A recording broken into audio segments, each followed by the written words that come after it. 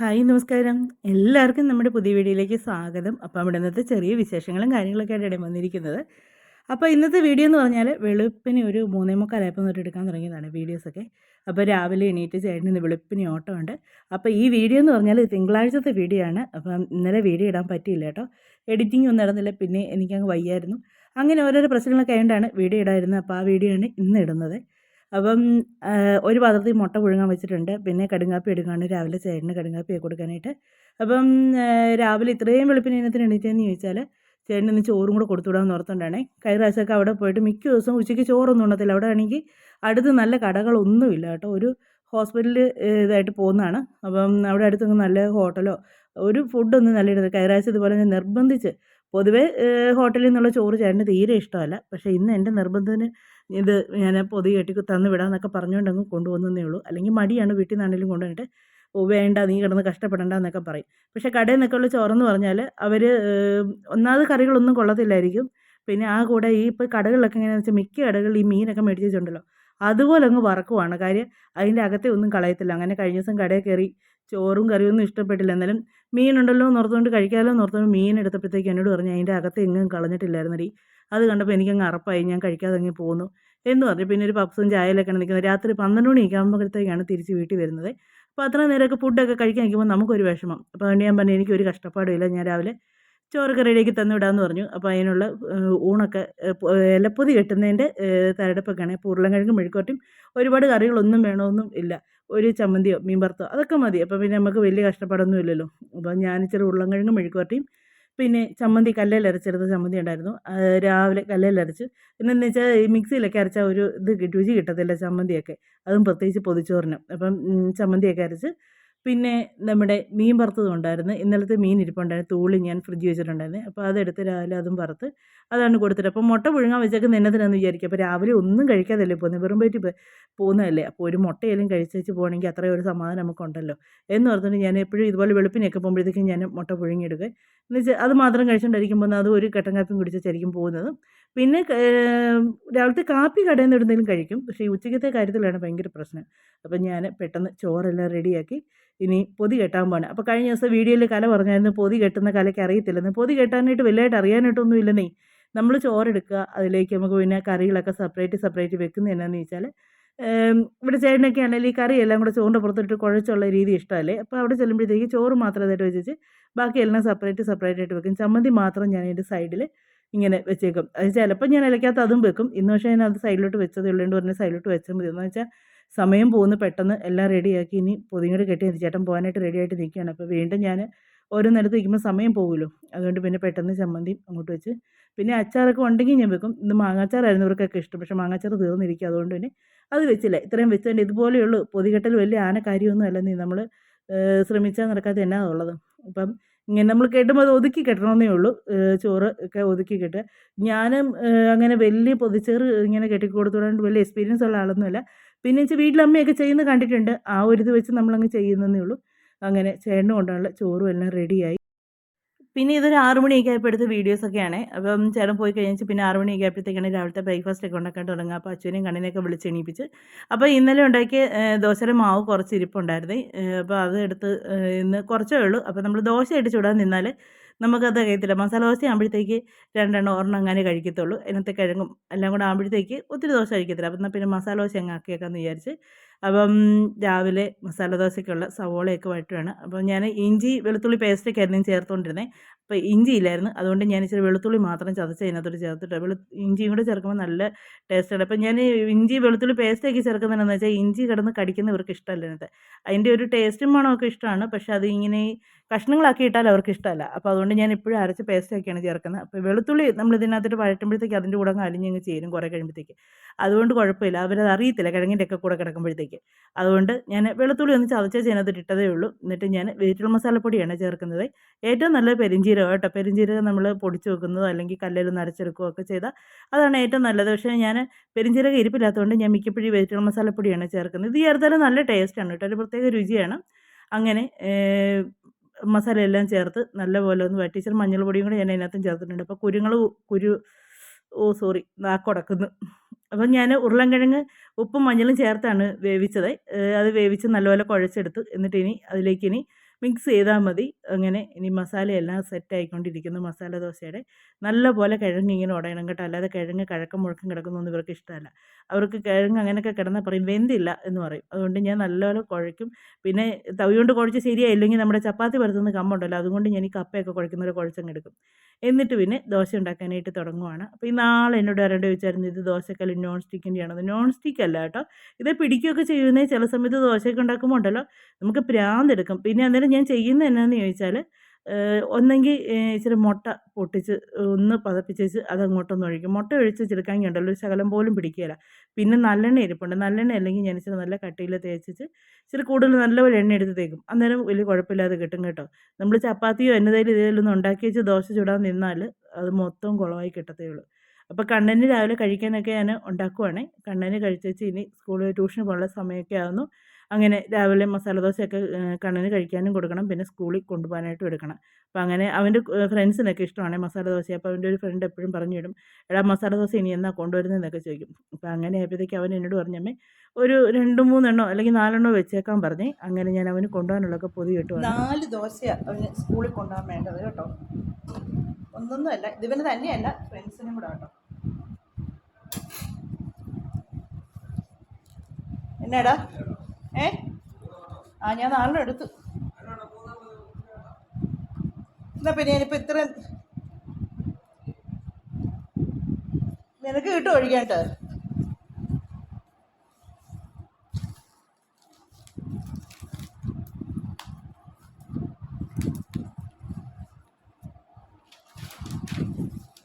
ഞാൻ വലിയ ചമ്മന്തി എടുത്തോടി, ചമ്മന്തി എടുത്തോ. അല്ലേ ആ കൊച്ചു കുപ്പി എടുത്തോണ്ട് അവന് കറി കൊണ്ടുവന്നു. കുപ്പി അപ്പുറത്താന്ന് തോന്നുന്നു, കഴുകി വെച്ചേക്കുക. എന്നാ എടുത്ത് വെച്ചോ കണ്ണ ബാഗിൽ. കടപ്പന്തി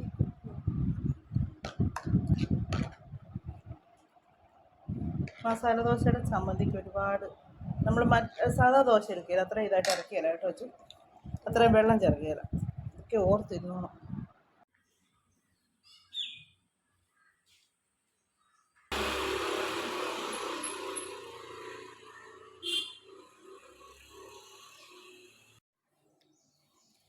കണ്ണനെ കൊണ്ട് വിട്ടേച്ച് വന്ന് കഴിഞ്ഞിട്ട് ഇനി അച്ചുവിന് കൊണ്ടുപോകാനുള്ള ചോറ്, കുഞ്ഞിലയിൽ കുറച്ച് ചോറ് മതി എന്ന് പറഞ്ഞു.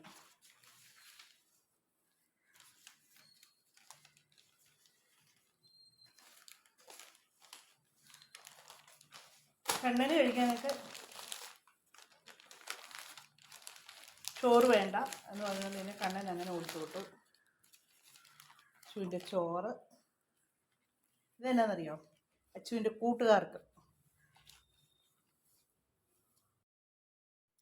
അച്ചു മസാല ദോശ കഴിക്കത്തൊന്നുമില്ലെങ്കിലുണ്ടല്ലോ അച്ചുവിൻ്റെ കൂട്ടുകാർക്കൊക്കെ കൊണ്ട് കൊടുക്കാൻ ഇഷ്ടമാണ്. മസാല ദോശ എന്നെയല്ല, ചിലപ്പോൾ എണ്ണയിലൊക്കെ ഞാനിവിടെ ഉണ്ടാക്കുമ്പോൾ എന്നോട് പറയും അമ്മ അതും കൂടെ വെച്ചോ കുഴപ്പമില്ല, ഞാൻ കഴിച്ചില്ലെങ്കിൽ അവർക്ക് ഞാൻ കൊടുത്തോളാം എന്ന് പറയും.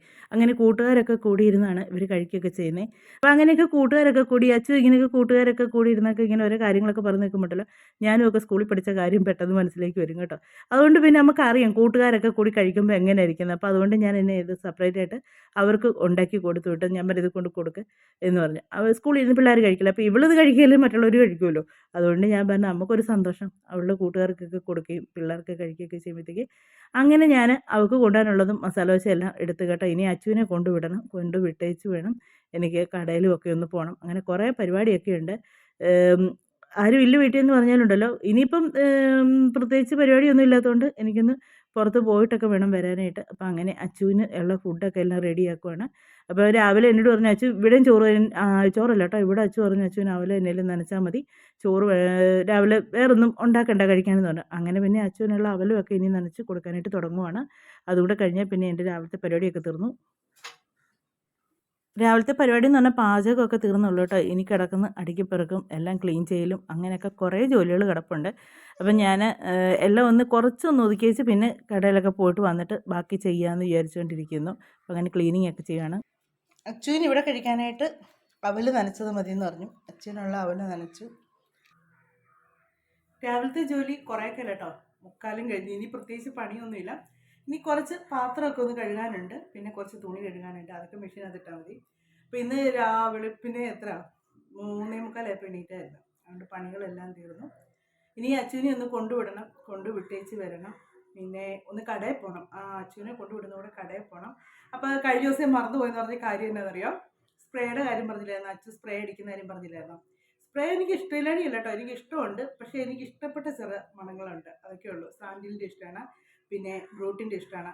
അങ്ങനെയുള്ള കുറച്ച് നമുക്കൊരു ഇഷ്ടപ്പെടുന്ന കുറേ മണങ്ങളുണ്ടല്ലോ, അങ്ങനെയൊക്കെയുള്ള മണങ്ങൾ. അല്ലാതെ ഇവരടിക്കുന്ന ഒരുമാതിരി ഉണ്ടല്ലോ, എൻ്റെ അമ്മോ, മൂക്കിനകത്തോട് തുളച്ച് അങ്ങ് തലയ്ക്കകത്തോട്ട് കയറുന്ന സൈസ് മണമാണ്. അതെനിക്ക് ഇഷ്ടമല്ല, ഛർദ്ദിക്കാൻ വരും. അല്ലാതെ സ്പ്രേ ഉപയോഗിക്കും, ഞാൻ ഉപയോഗിക്കാഴിയൊന്നുമില്ല കേട്ടോ. എനിക്ക് ഭയങ്കര ഇഷ്ടമാണ് സ്പ്രേ ഒക്കെ. അങ്ങനെ പൂർണ്ണമായിട്ട് ഉപയോഗിക്കാറില്ല. ഇവിടെ ചേട്ടനേ ഉള്ളൂ സ്പ്രേ ഉപയോഗിക്കാത്ത ഒരാൾ.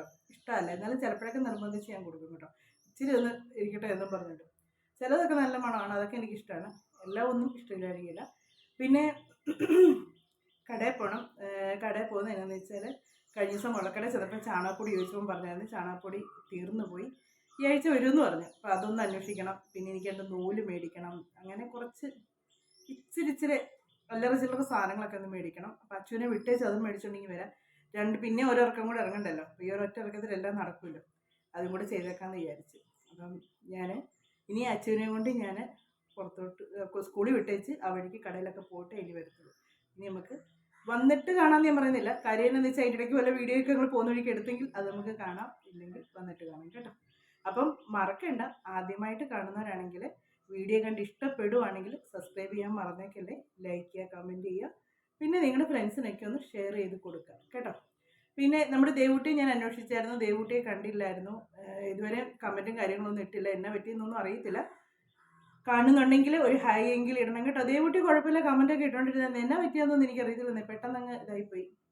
പിന്നെ ആരാ, നമ്മുടെ ഗീതേച്ചി സപ്പോർട്ട് ചെയ്യുന്നതുണ്ട്. പിന്നെ അങ്ങനെ കുറേ പേരുണ്ട്, ബിജി, പിന്നെ ബീന മനോജ്, പിന്നെ നമ്മുടെ ശിവാനി, ഷീജ, ശിവാനിയെ പറയത്തുള്ളൂ. അങ്ങനെ കുറേ പേര്, ഒത്തിരി പേര് നമ്മളെ സപ്പോർട്ട് ചെയ്യുന്നുണ്ട് കേട്ടോ.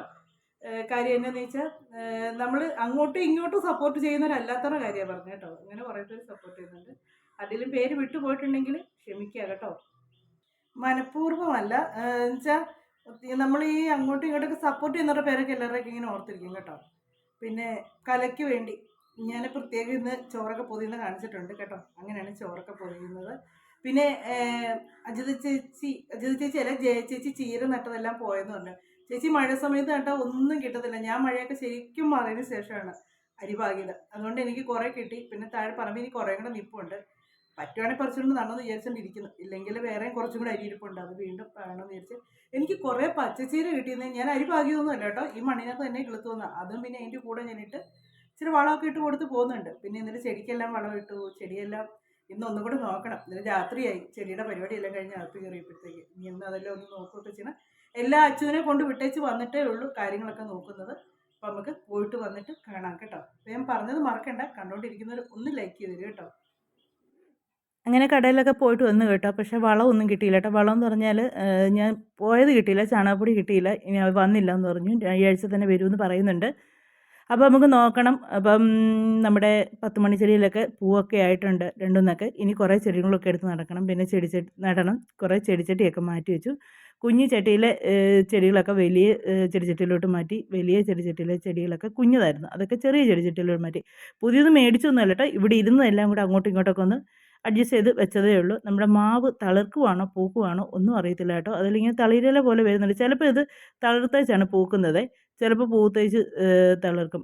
ഇതെങ്ങനെയായിട്ടൊക്കെയാണ് ഒന്നും പറയാൻ പറ്റത്തില്ല അതിൻ്റെ കാര്യം. പിന്നെ ചെടിച്ചട്ടിക്ക് അതിനൊരു കുറച്ചും കൂടെ ഒക്കെ മണ്ണൊക്കെ ഇടാനുണ്ട്, അതുമൊക്കെ ഇനി ശരിയാക്കി വിടണം. അപ്പം ഞാൻ പോയിട്ട് വന്നു കഴിഞ്ഞിട്ടുള്ള വീഡിയോസൊക്കെയാണ് ഇതൊക്കെ. ഇനി വൈകിട്ടാണ് വീഡിയോ ഒക്കെ എടുക്കുള്ളൂ കേട്ടോ. പിള്ളേർ വന്നതിന് ശേഷം ഇനി വീഡിയോ ഒക്കെ എടുക്കുന്നുള്ളൂ. ഞാൻ ഇനി അകത്തോട്ട് കയറുവാണ്. വെളി ഭയങ്കര വെയിലാണ്, നിൽക്കാൻ പറ്റാത്ത വെയിലായിട്ട്, ഭയങ്കര ചൂട്. ബ്രെഡ് റോസ്റ്റ് ഉണ്ടാക്കാൻ പോണേ 4 മണിക്കത്തേക്ക്. ഇത് മുട്ടയും പാലും പഞ്ചസാരയും കൂടെ അടിച്ച് വെച്ചേക്കുന്നു. എന്നിട്ട് ബ്രെഡ് ഇതിലിങ്ങനെ മുക്കിയിട്ട് തേയിലൂട്ട് ഉണ്ടാക്കും. ഇവിടെ ഇവർക്ക് 2 പേർക്കും ഭയങ്കര ഇഷ്ടമാട്ടോ ഇങ്ങനെ ഉണ്ടാക്കുന്നത്. കുറേ ദിവസം കൊണ്ട് കണ്ണ പറയുമായിരുന്നു ബ്രെഡ് റോസ്റ്റ് ഉണ്ടാക്കി തരാമെന്ന്. ഇവർക്ക് നെയ്യ് ചേർക്കുന്ന ഇഷ്ടമല്ല. അതിന് ഞാൻ ഇച്ചിരി വെളിച്ചെണ്ണ ഇങ്ങനെ ഇതിൻ്റെ പുറത്തുകൂടെ തൂക്കി കൊടുക്കും.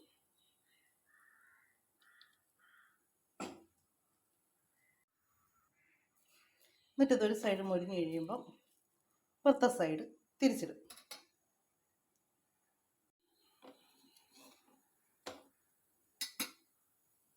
ഇത് കരിഞ്ഞിട്ടൊന്നുമില്ല കേട്ടോ, നല്ലപോലെ ഒന്ന് മൊരിഞ്ഞ് ഇതാക്കുന്നതേ ഉള്ളൂ.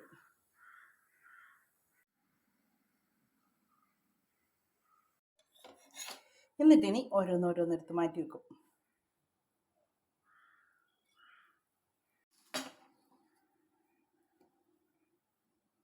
ബ്രെഡ് റോസ്റ്റ് ഞാൻ ഉണ്ടാക്കാൻ തുടങ്ങുമ്പോൾ ഇവിടെ അച്ഛനും കണ്ണനും പറയുവേ, ഇച്ചിരി ആയിട്ട് ഉണ്ടാക്കല്ല, ഒത്തിരി വേണമെന്ന് പറയും. 2 പേർക്കും എന്തോരം കൊടുത്താലും അത് ഇഷ്ടമാണ്.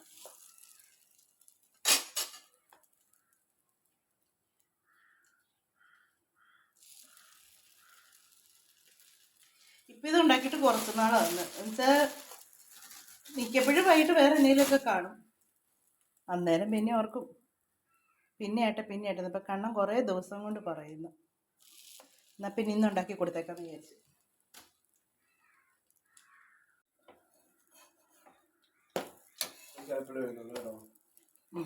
ഇവിടെ തന്നെ ഇരിക്കുമോ നീ അന്നേരം?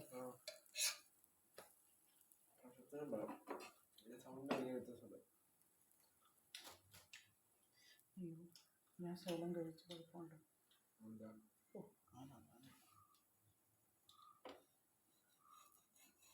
ഇത് മാത്രമല്ല,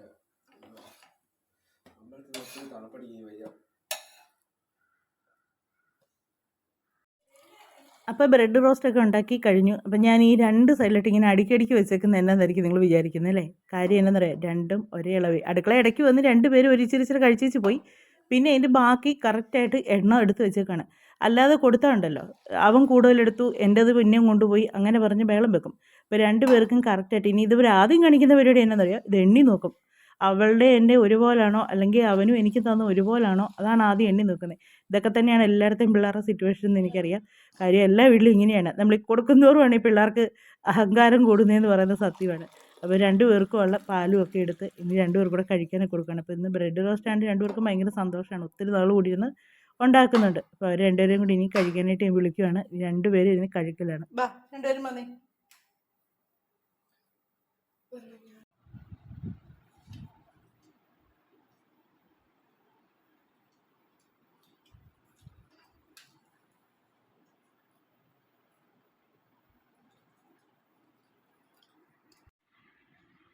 നീ നിനക്ക് വയറ് നിറഞ്ഞോണ്ടല്ലേ നീ അവന് കൊടുത്തത്?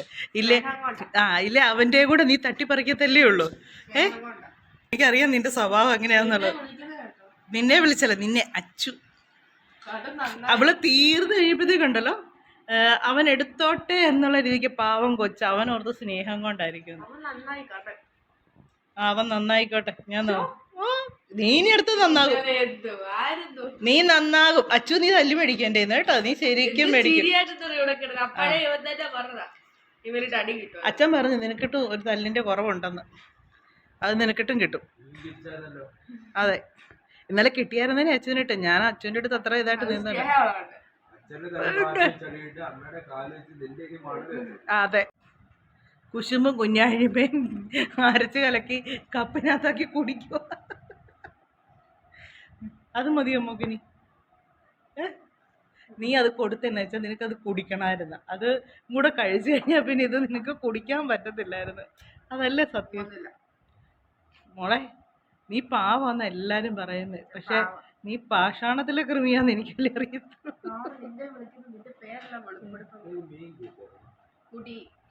ഇല്ല, അവൻ മീൻ കൂട്ടിയില്ല. അവന് മസാല ദോശയുണ്ട്. നീ വരുന്നുണ്ടോ അമ്പലത്തിൽ? വാ മോനെ, പോയിട്ട് വരാടാ. ഇപ്പൊ അതൊക്കെ കുടിച്ചപ്പോ ഒരു മാറ്റം വന്നില്ലേ? ജലദോഷമൊക്കെ പോകും. കുളിച്ച് ഒന്ന് ഫ്രഷ് ആയിട്ട് അമ്പലത്തിൽ പോയി അമ്മയും കുളിക്കണ്ട. ഞാൻ കുളിച്ചാ രാവിലെ അല്ല, ഉച്ചയ്ക്ക് കുളിച്ചു. ഇടയ്ക്കിടയ്ക്ക് അളിഞ്ഞ ചവറ് കോമഡി അയക്കുന്നുണ്ടല്ലോ. അല്ല, വിളക്ക് കത്തിച്ചു വെച്ചാ എങ്ങനെയാടി വീട് കത്തിയുന്നേ? നിന്നെ ഏൽപ്പിച്ച ചിലപ്പോ കത്തും വീട്. പിന്നെ പേപ്പർ കയറി കാലും കൈ ഉണ്ടല്ലോ തീക്ക്. അതെ, ഇത്രയും നാള് കത്തിച്ചിട്ട് പേപ്പർ തീ പിടിച്ചില്ലല്ലോ. അത് 1 മണിക്കൂർ വല്ലോ ഓ ഇതുപോലെ നെഗറ്റീവ് അടിച്ച് ഒരു കുടുംബത്തെ തകർക്കാൻ വേണ്ടി ഇവളും മതി. കണ്ണമ്മ നന്നായി, കണ്ണമ്മ സിഗ്മ. നീ ചോദിച്ച് മേടിക്കും കേട്ടോ ചെറുക്കൻ്റെ എന്നിട്ട് അച്ഛൻ മേടിക്കും കേട്ടോ. അവന്റെ ഒരു നോട്ടത്തിൽ നീ ഇതായല്ലോടി. പിന്നെ ഇന്നലെ അച്ചു സത്യമായിട്ട് ഇനി അടിക്കും. പറയാതിരിക്കാൻ വയ്യ. ഞാൻ പാത്തുണ്ട് കളിയാക്കുവല്ല കാണിക്കും. എന്നാലും കളിയാക്കുവല്ല പറയും. പറഞ്ഞു. അത്രയും ചിരിച്ചപ്പോ ഞാൻ പറഞ്ഞു കാരണം ഇത് കരയാനാണ്. നീ ഒറ്റ ഒരുത്തനാണ് അവനെ എല്ലാത്തിനും സ്ക്രൂ വെച്ചേക്കുന്നത്. അമ്മ ഞാനോ? അല്ല സ്ക്രൂ അല്ല, അച്ഛന് സ്ക്രൂ എടുക്കുന്നത്. ആ ആദ്യം വെച്ചു കൊടുക്കും. നീയൊക്കെ നേരെ ചൊവ്വേ വളർന്നില്ലാണ്ടല്ലോ. നാളെ തന്ത ചോദിക്കും എന്തുകൊണ്ട് എന്നോട് ഭാഗ്യം കൂടി സഹായിച്ചോണ്ട് എനിക്ക് അടി കിട്ടിയില്ല. അല്ല നിനക്കിട്ട് കിട്ടേണ്ടതായിരുന്നു. ഇല്ല ഇന്നലെ അത്ര സഹായിച്ചോടാ. പിന്നെ എനിക്ക് അങ്ങനെ ഒന്നുമില്ല. എന്നെ സഹായിച്ചെന്ന് പറഞ്ഞിട്ട് ഞാൻ ആർക്കും ഇതൊന്നും കൊടുക്കത്തില്ല. എന്തൊരു ചിരിച്ചിരിക്കും മോളെ. നിനക്കിട്ട് ഞാൻ തരാം ചൂരിലുണ്ട് കേട്ടോ. എന്റെ സ്നേഹം നിറഞ്ഞ അച്ഛൻ എന്നെ ഒന്ന് ചെറുതായിട്ട് അടിച്ചതാ. ആണോ? കണ്ടില്ലായിരുന്നു? ഇല്ലായിരുന്നു. അച്ഛാ അച്ഛാ നല്ല ചാ ഇത് മാത്രം കേക്കാം. എന്നാലും കൈ പഠിച്ചോണ്ടിരിക്കാൻ കണ്ണിന്നിങ്ങനെ പൈപ്പ് പറഞ്ഞിട്ട് ഷൂന്ന് പറഞ്ഞ് വെള്ളം പറഞ്ഞോണ്ടിരിക്കാൻ. പിന്നെ നീ കരയുമ്പോ നിന്റെ കണ്ണീന്ന് വേറെ വല്ലതും ആണോ വരുന്നത്? ഞാൻ കരയത്തില്ല. അത് കഴിഞ്ഞ ദിവസം വീഡിയോയിൽ ആരോ ചോദിച്ചു അച്ചു കരയുവാണോന്ന്. അച്ചു പിന്നെ കാറിയാ ബ്രാ ബ്രാ എന്നും പറഞ്ഞു. ആര് പറഞ്ഞു? അന്നേരം നിനക്ക് രണ്ടടി കൂടുതൽ കിട്ടിയ ദിവസം. ഇനി അച്ചുവിനെ ആരായിരുന്നു പറഞ്ഞ കോഴിയിട്ട് തല്ലിയ പോലെ തല്ലിന്നൊക്കെ നീ അല്ലേടാ പറഞ്ഞ കഴിഞ്ഞ ദിവസം. ഇന്നലെ കണ്ടായിരുന്നു കോഴിയിട്ട് തല്ലുന്നത്. അഹങ്കാരിയാ കുഞ്ഞിലേ മുതൽ അഹങ്കാരി. ഇന്നലെ കണ്ടായിരുന്നു കോഴിയിട്ട് നല്ലത്. പിന്നെ അങ്ങനെയൊന്നുമല്ല കോഴിയിട്ട്. നിന്നെ കോഴിയിട്ട് നല്ലത് കോഴി ഓടും. കോഴി ഓടും കോഴിയുടെ പുറകെ. ഞാൻ നോക്കിയപ്പോ 2 കൈ ഇങ്ങനെ വെച്ചിട്ട് ഇങ്ങനെ പിടിച്ചിട്ട് ഇങ്ങനെ. നീ ആണെങ്കിൽ ആ കയ്യെ പിടിക്കുമ്പോഴത്തേക്ക് കിടന്ന് കാറി കൂവി കിടന്നു. അതിനാണ് പുറകെ വന്ന് ഓടിച്ചിട്ടടിക്കുന്നത് ഞങ്ങള് നിന്നെ. കോഴിയതല്ലേ നീ പറഞ്ഞതാ അമ്മയുടെ സ്വഭാവത്തെ പറ്റി. ആണോ? ആ പറയടി. അമ്മയുടെ അമ്മ സഹായിച്ചപ്പോ അമ്മ നല്ല രീതിക്ക്. ഓ അതായിരുന്നു ഉദ്ദേശിച്ചേ. ഞാനോർത്തു അവൻ പറഞ്ഞ കാര്യം പറയാൻ തുടങ്ങുമായിരിക്കുന്നു. അമ്മ ഇതെവിടെ നമ്മളെ ക്യൂടെക്സ് ഒക്കെ അടിപൊളി ക്യൂടെക്സ് ഉണ്ട്. അത് അടിപൊളിയല്ലതായിരുന്നു. എന്റെ കയ്യിലിട്ടപ്പോ അടിപൊളിയായതാ. കൈ അളിഞ്ഞ കൈ കൊള്ളത്തില്ല. ഇത് കയ്യിലിട്ടപ്പോ ഭംഗി കൂടിയതാ ക്യൂടെക്സിന്റെ. അല്ലാണ്ട് ക്യൂടെക്സ് നല്ലതായിട്ടല്ലായിരുന്നു. ഓഹോ അങ്ങനെയൊക്കെ ഉണ്ടോ? എന്നാ പിന്നെ എനിക്ക് വിടണം. എന്റെ കൈ അതിനേക്കാൾ ഭംഗി തോന്നുന്നു. വരൂടി നിനക്ക് അങ്ങനെയൊക്കെ. മോള് പോയി പാത്രം കഴിക്കേ. അമ്മയുടെ കൈയൊക്കെ വൃത്തിയാട്ടെ. റെഡി ആയി. സമയം 6 മണി. അയ്യോ ഞാൻ പോവാ. അപ്പം ഞാനും അച്ഛൻ കൊണ്ടാണ് അമ്പലത്തിലോട്ട് വന്നത്. അമ്പലത്തിൽ ഞങ്ങൾ വന്നപ്പോഴത്തേക്ക് അവിടെ എല്ലാം വിളക്ക് കത്തിച്ച് തുടങ്ങിയായിരുന്നു. അപ്പം ഇന്ന് അമ്പലത്തിൽ ഫുള്ള് വിളക്കൊക്കെ കത്തിച്ച് നല്ല അടിപൊളിയാക്കിയാണ് ഇന്നത്തെ അമ്പലത്തിൽ. ഇന്ന് തിങ്കളാഴ്ച എല്ലാവർക്കും അറിയാമല്ലോ. ഞാൻ പ്രത്യേകിച്ച് അതിൻ്റെ എടുത്ത് പറയേണ്ട കാര്യമൊന്നുമില്ലല്ലോ. ശ്രീരാമക്ഷേത്രത്തിൻ്റെ ഇതായിക്കൊണ്ട് അമ്പലത്തിലെല്ലാം വിളക്കെല്ലാം കത്തിച്ച് ഭയങ്കര ഇതായിട്ട് നല്ല ഭംഗിയായിരുന്നു കാണാൻ കേട്ടോ. ദീപക്കാഴ്ചകളെന്ന് പറഞ്ഞാൽ അടിപൊളിയായിരുന്നു. അപ്പം അങ്ങനെ ദീപമൊക്കെ കത്തിക്കാനും ഒരു സൈഡിൽ കൂടെ എല്ലാവരും കത്തിച്ചു തുടങ്ങുന്നു. ഒരു സൈഡിൽ കൂടെ ചിരാതിനകത്ത് എല്ലാവരും എണ്ണയൊക്കെ ഒഴിച്ചുകൊണ്ടിരിക്കുന്നു. അങ്ങനെ എല്ലാവരും കൂടെ ആയിട്ട് ഇങ്ങനെ വിളക്ക് കത്തിയിരും എല്ലാമാണ്. അപ്പോൾ അച്ചുവും വിളക്ക് കത്തിക്കാനായിട്ട് പോയി. ഞാൻ ആ സമയത്ത് കുറേ വീഡിയോസൊക്കെ എടുക്കാൻ പറ്റുന്നതൊക്കെ അത്രയും വീഡിയോസൊക്കെ എടുത്ത് അപ്പം നല്ല ഭംഗിയായിരുന്നു കേട്ടോ. ഇതൊക്കെ ഇങ്ങനെ എന്തെങ്കിലുമൊക്കെ വിശേഷ ദിവസങ്ങളിലാണ് ഈ വിളക്കൊക്കെ ഇവിടെയൊക്കെ വെക്കുന്നത്. അപ്പം അങ്ങ് സൈഡിലും സ്റ്റെപ്പിൻ്റെ അവിടുത്തെ ആയിരുന്നു എനിക്ക് ഭയങ്കരമായിട്ട് ഇഷ്ടപ്പെട്ടു കേട്ടോ. ഇപ്പം ഇങ്ങനെ ഈ ഇരട്ടി കഴിഞ്ഞ് നമുക്ക് അവിടുത്തെ വീഡിയോ നല്ല ഇതായിട്ട് കിട്ടത്തില്ല. പിന്നെ എല്ലാവരും ഇങ്ങനെ വിളക്കൊക്കെ കത്തിക്കുന്നതുകൊണ്ട് നമുക്ക് ആ ഒരു കറക്റ്റായിട്ട് നല്ല ഇതായിട്ട് ഇപ്പോൾ കിട്ടത്തില്ല. അപ്പോൾ അങ്ങനെ അതെല്ലാം അപ്പോൾ അച്ചുവും വിളക്കെല്ലാം ഓടി നടന്നൊക്കെ കത്തിക്കുന്നത്. അച്ഛന് ഭയങ്കര ഇഷ്ടമാണ് ഇങ്ങനെ അമ്പലത്തിൽ വിളക്കൊക്കെ കത്തിക്കാനും. ഞങ്ങൾ നേരത്തെ ഈ പാട്ടിൻ്റെയൊക്കെ സമയത്ത് ഞങ്ങൾ പറയത്തില്ലായിരുന്നു ചുറ്റുവിളക്ക് കത്തിക്കാനായിട്ട്. അച്ചുവും എല്ലാവരും പിള്ളേരെല്ലാം സെറ്റെല്ലാം കൂടെ വന്ന് ആ പാട്ടിൻ്റെ അന്ന് പിള്ളേരൊക്കെ നേരത്തെ തീരുമാനിക്കും ഇന്ന ഡ്രസ്സ് ഇടണം, അവിടെ പോയി വിളക്ക് കത്തിക്കണം, അങ്ങനെ ഇങ്ങനെയെന്നൊക്കെ പറഞ്ഞ്. അപ്പം വിളക്കത്തിരി എല്ലാം നിൽക്കുന്നത്. അപ്പം ഞങ്ങളുടെ കൊച്ചിരുമേനിയാണ് അവിടെ നിൽക്കുന്നത് വിളക്കിൻ്റെ അവിടെ നിൽക്കുന്ന കല്യാണ മണ്ഡപത്തിൻ്റെ അവിടെ നിൽക്കുന്നത്. ഇപ്പം കൊച്ചിരുമേനി എല്ലാവരും വിളക്കൊക്കെ കത്തിക്കുന്നതും എല്ലാം നോക്കിക്കൊണ്ടൊക്കെ നിൽക്കുന്നു. അങ്ങനെ ആൾക്കാരൊക്കെ വന്നുകൊണ്ടിരിക്കുന്നു. അങ്ങനെ ഇനി ദീപാരാധന കഴിഞ്ഞ വെച്ചാണ് ബാക്കി എല്ലാം ഇതൊക്കെ ഉള്ളത്. അപ്പം അങ്ങനെ അമ്പലത്തിനകവും എല്ലാം ചുറ്റുവിളക്കെല്ലാം നല്ല ഭംഗിയാണ് കാണാനായിട്ട്. സന്ധ്യ മയങ്ങുന്തോറും നല്ല ഭംഗിയാണ് ഈ വിളക്കിങ്ങനെ കത്തി നിൽക്കുന്നത് കാണാനായിട്ട്. അത് കഴിഞ്ഞ് പിന്നെ ദീപാരാധനയൊക്കെ ആയി. അപ്പോൾ ദീപാരാധനയുടെ ഇതെല്ലാം കഴിഞ്ഞ വെച്ചാണ് പിന്നെ വെളിയിൽ മധുരം കൊടുക്കലും ഒക്കെയുണ്ട്.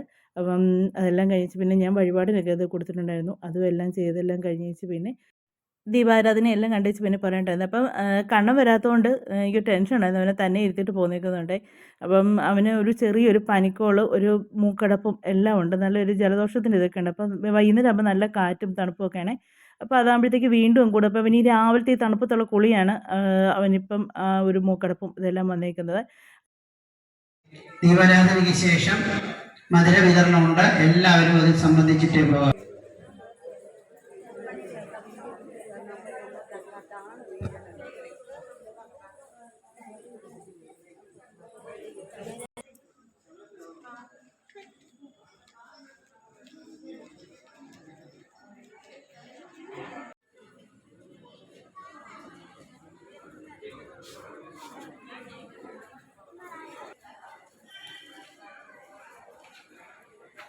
അപ്പോൾ ഇതൊക്കെയായിരുന്നു നമ്മുടെ ഇന്നത്തെ വിശേഷങ്ങളും കാര്യങ്ങളൊക്കെ ആയിട്ടുണ്ടായിരുന്നത്. അപ്പോൾ നമ്മുടെ വീഡിയോ ഒക്കെ അവസാനിപ്പിക്കാൻ സമയമായിട്ടുണ്ട്. അടുത്ത വിശേഷങ്ങളൊക്കെ ആയിട്ട് അടുത്ത വീഡിയോയിലൂടെ വീണ്ടും കണ്ടുമുട്ടാമേ.